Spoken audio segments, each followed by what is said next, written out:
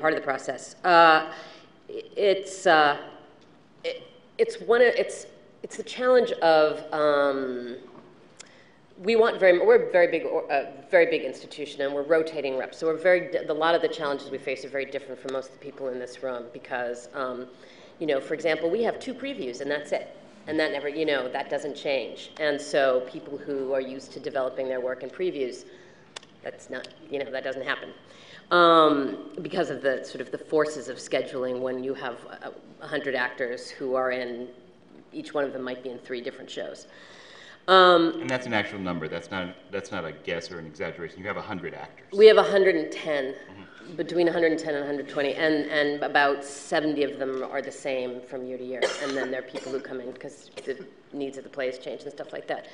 I think the biggest challenge we're going to face is I hope that I have given the artists who have actually been to OSF so far a really intimate experience, and we're sort of this little project within the huge, wonderful, fabulous machine that is the Oregon Shakespeare Festival. But I do think it's a question of how you maintain intimacy.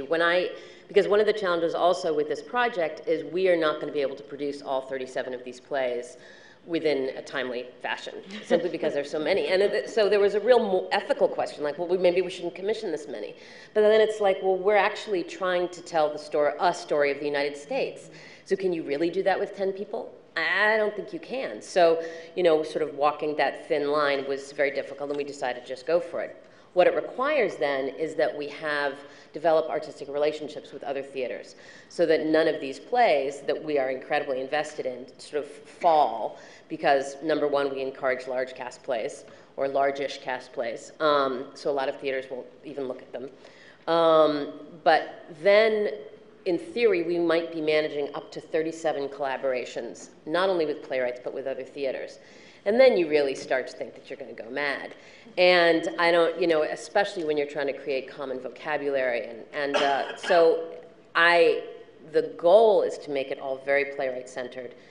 I do not know, my worst fear is that we will not be able to keep the promise that we make, which is we will do whatever we can. We will get you whatever dramaturgy you want. We will give you whatever production process you want. You can come workshop it whenever you want.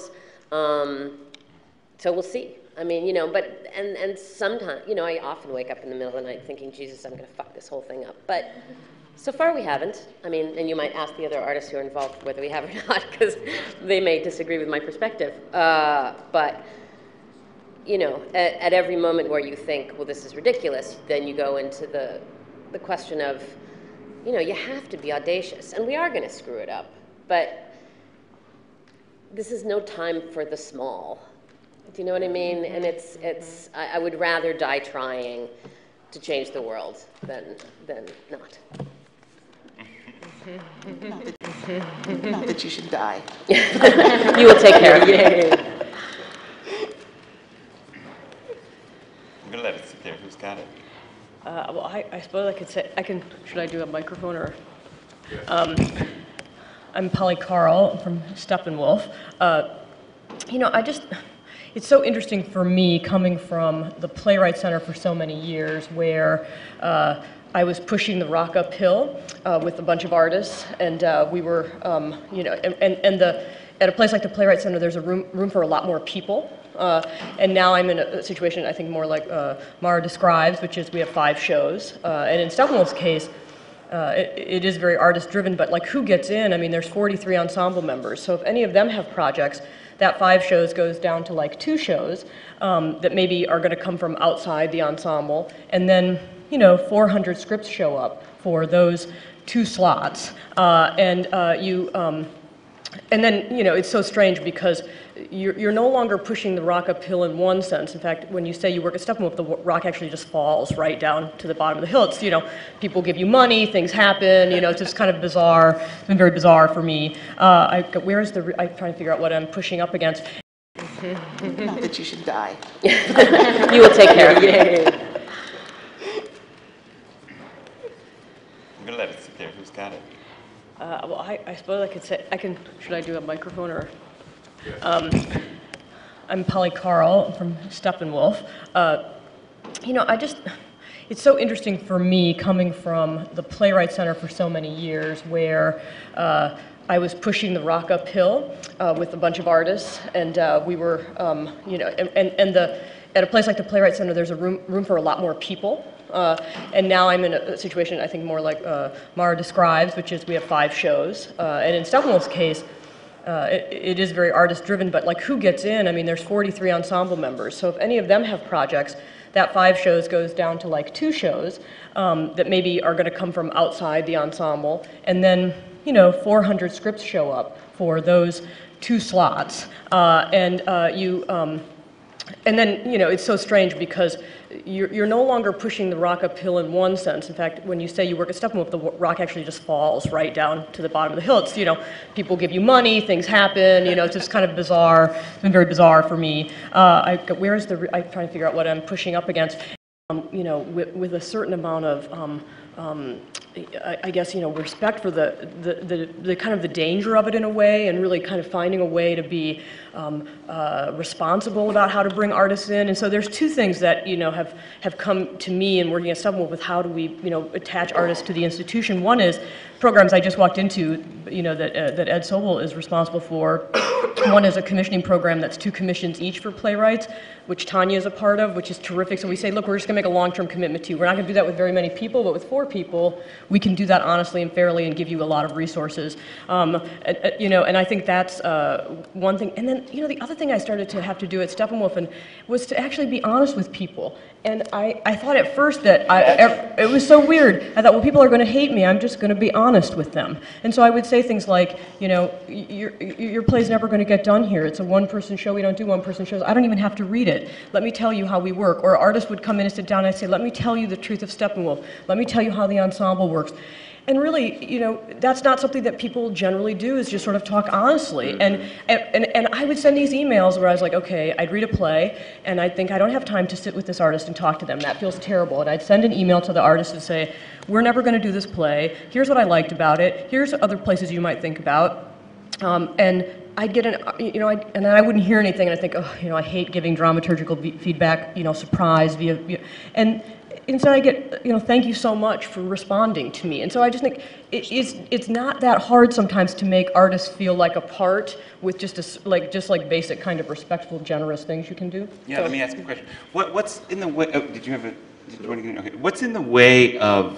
Why is that kind of truth and transparency so hard?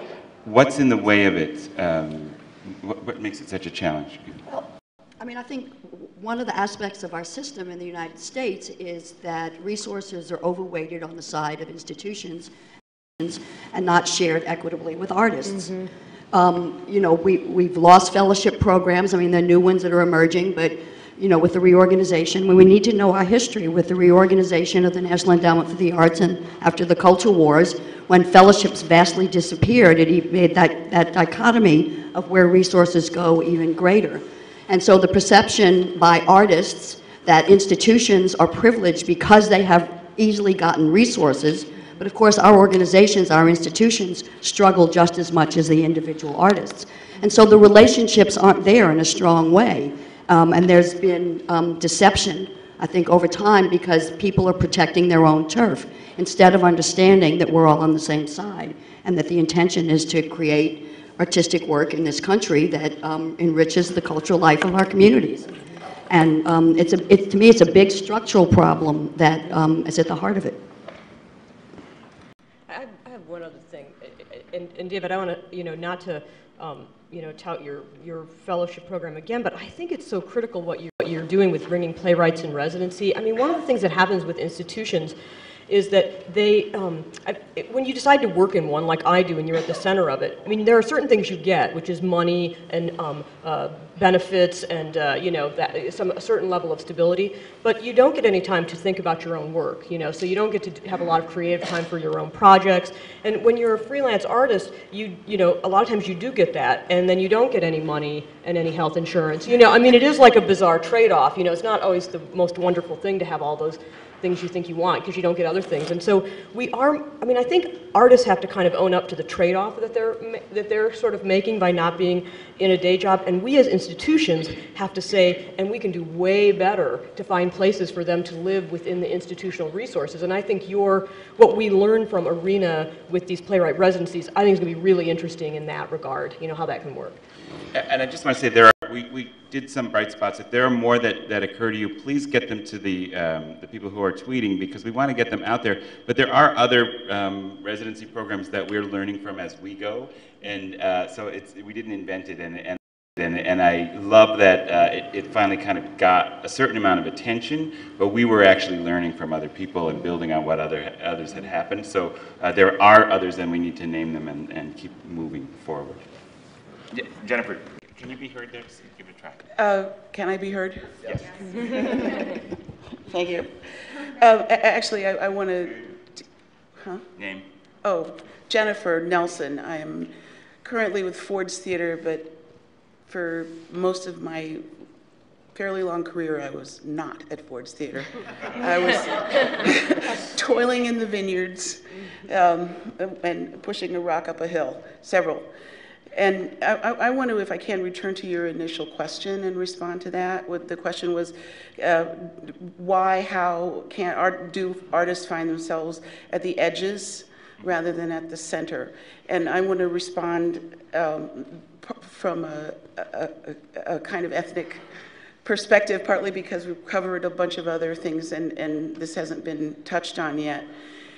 And I want to say first a quote that the brilliant, crazy, wonderful guy, a playwright Han Ong, gave me a quote many years ago that he felt that being a person of color, a person who was different in the mainstream theater world, meant that you always had to be the oracular representative of your race.